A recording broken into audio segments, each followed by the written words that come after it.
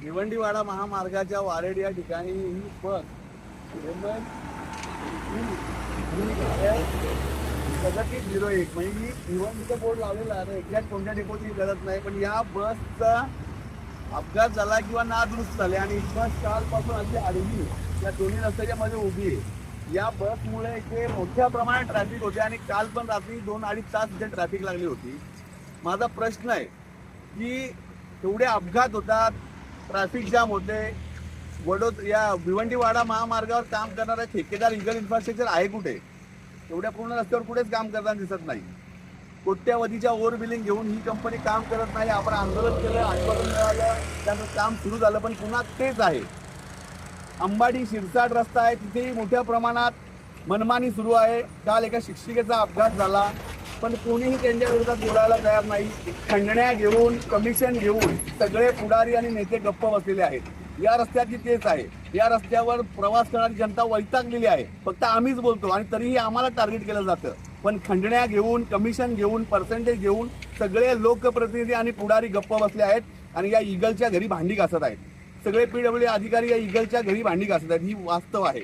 आता या बसचं जे काम आहे, ही बस हटवणं आणि या ठिकाणी ट्रॅफिक मोकळं करणं हे काम कोणाचं आहे? एकतर इगलचा कॉन्ट्रॅक्टर पाहिजे, PWDचे अधिकारी पाहिजेत आणि इथे पोलीस किंवा ते ट्रॅफिकवाले म्हणजे फक्त रस्त्यात गरिबांच्या गाड्या आणून वसुली करायचं काम पोलीस करतात, ट्रॅफिकवाले करतात. त्यांच्याबरोबर प्रायव्हेट एजंट आहेत, ते कमिशन घेतात, पर्सेंटेज घेतात, गाड्या अडवतात. ITOची गाडी या ठिकाणी जाते आणि लोकांकडनं मोठ्या प्रमाणात कलेक्शन केलं जातं. ज्यांचे महिन्याला हप्ते नाही त्या गाड्या अडवायच्या आणि त्यांच्याकडनं पैसे घेतले जातात किंवा पावत्या फाडल्या जातात. हे सगळं काम करताना लोकांची जी गैरसोय होते त्याच्यावर कोणी बोलताना दिसत नाही. आम्ही बोललो तरी पण परत पुन्हा एकदा प्रश्न आम्हालाच विचारले जातात. आम्ही जुगाडफाट्याच्या अपघातानंतर पत्रव्यवहार केलाय, आंदोलनाचा इशारा दिलाय, पण अजूनही पोलिसांनी ही दखल घेतली नाही, अधिकाऱ्यांनी दखल घेतलेली नाहीये. निष्पाप माणसाचा माळुंग्याच्या एका बळी गेला. परवा दिवशी जय मल्हार डाब्याजवळ टाकयुलीच्या एका निष्पाप तरुणाचा बळी गेला.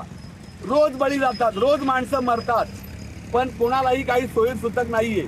माझा प्रश्न इथल्या लोकप्रतिनिधींना, आम्ही लोकप्रतिनिधी नाहीयेत, आम्हाला कोणीही कुठे निवडून दिलेलं नाहीये. ज्यांना आपण निवडून दिले ते काय करतात? त्यांना प्रश्न विचारला का त्यांचा इगो हर्ट होतो? तुम्ही फक्त काय मतं मागायलाच आमच्याकडे यायचं का? या रस्त्याचा प्रश्न लोकांनी त्या लोकप्रतिनिधींना विचारला पाहिजे.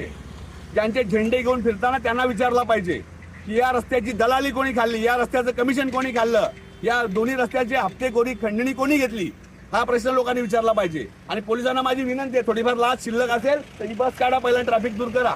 धन्यवाद.